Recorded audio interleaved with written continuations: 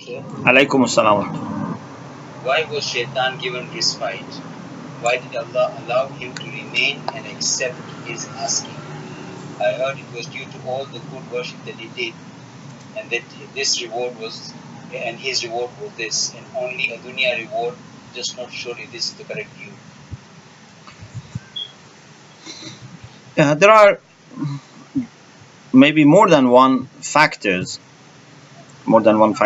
One is that, of course, yes, as you said, he had done some worship and he deserved some kind of return for that. Plus, Allah never quickly destroys the sinners. So he was rejected. That was a great punishment. But to be killed and destroyed was, in Allah's merciful calculation, too much.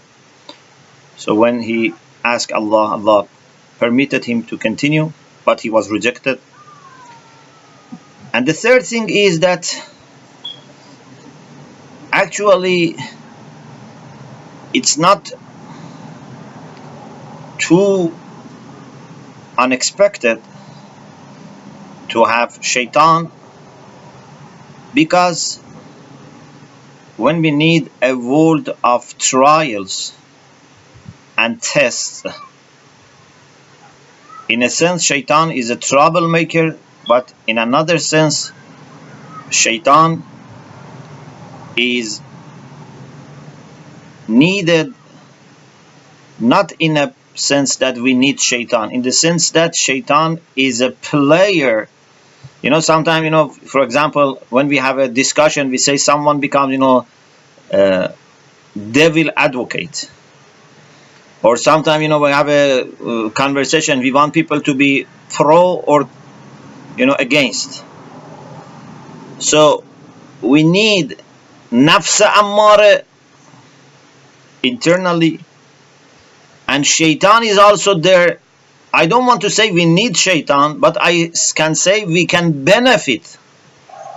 A mu'min can benefit from knowing that there is an enemy, because if mu'mineen think there is no enemy, they may sleep.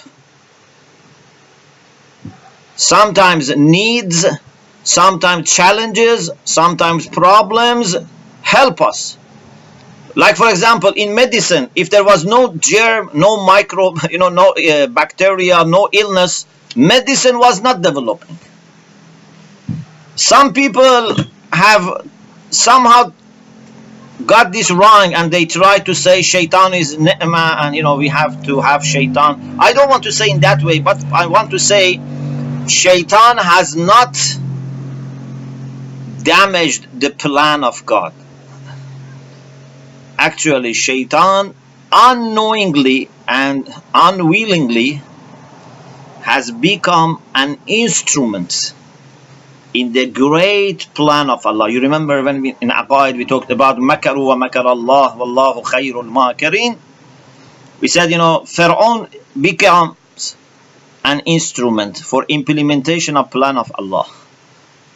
In the same sense, Shaitan also has become part of that plan. I hope it's clear. Thank you very much. You're welcome. There's a second question again, Divine Justice. If someone has a capacity to receive mercy in dunya, Yes. and it is not fulfilled due to external limitations, does this capacity remain as something separate and additional in Akhirah, or simply we should accept that there is no justice in dunya and what is meant for Akhirah is the same? If Allah subhanahu wa ta'ala finds us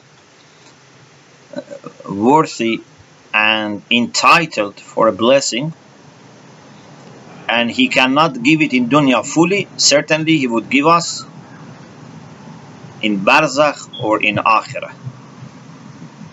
Whatever is upon Him, He would fulfill it. But If people want to give us, they cannot give anything except in dunya and from dunya. They can give us something worldly in dunya. They cannot do justice. But Allah subhanahu wa ta'ala would do justice, but not completely in dunya if the dunya is too little for that. He would complete it in akhirah, in barzakh, or both, depending on the level, on the measure and significance.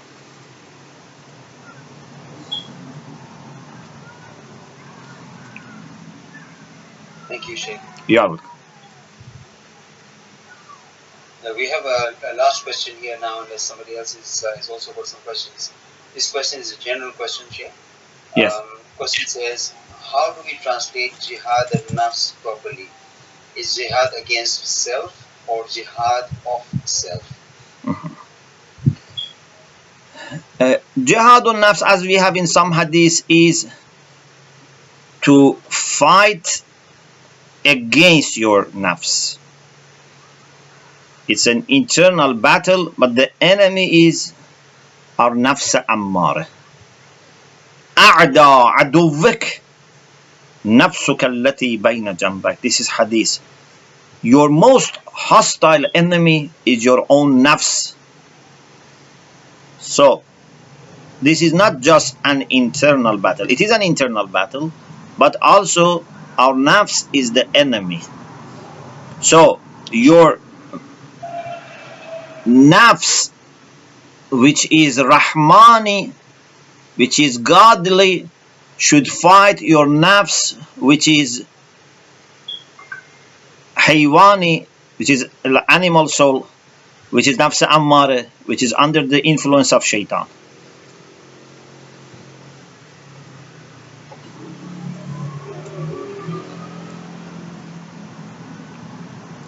Thank you, Sheikh. You're welcome. Sheikh, these are the 3 questions we have today. I don't see any more questions.